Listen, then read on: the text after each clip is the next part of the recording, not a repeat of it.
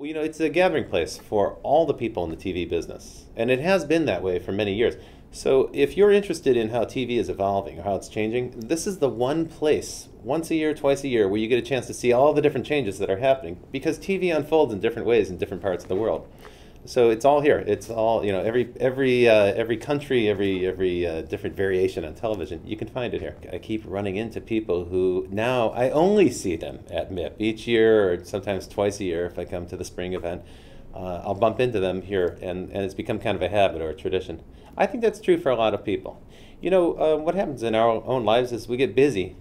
Months pass, and suddenly you realize, wow, another year's gone by.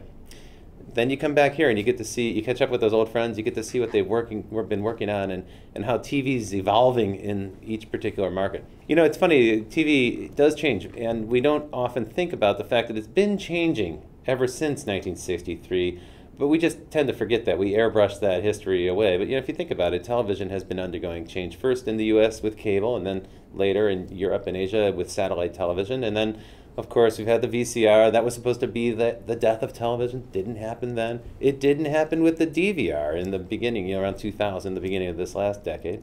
It didn't happen when we were able to place shift things with boxes like the Sling box. And I honestly don't think that TV's going anywhere anytime soon. I think TV's got a robust and lively future ahead, and I think we'll be meeting here in Cannes for many years to come.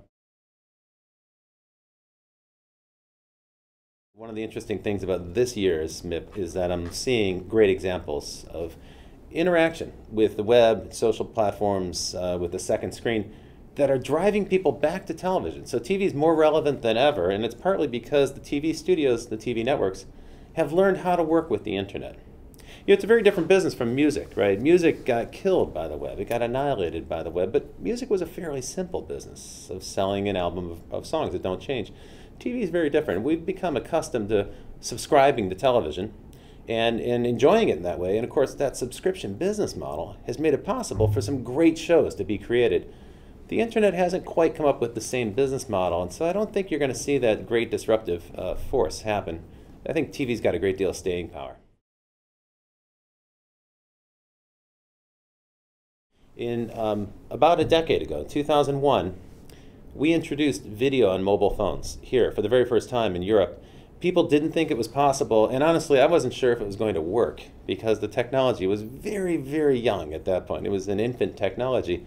And there were many skeptics, of course, at that time. People said, who needs it? Video on a phone. Well, here it is today, now 2012. It's a multi-billion-dollar business. It's adding great additional revenue to the TV industry.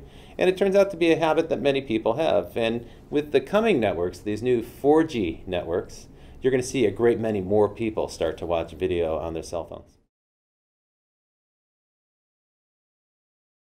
The future of television is TV. I don't think it's going anywhere soon. It'll continue to adapt and evolve as it has in the past with, with cable and DVRs and so forth.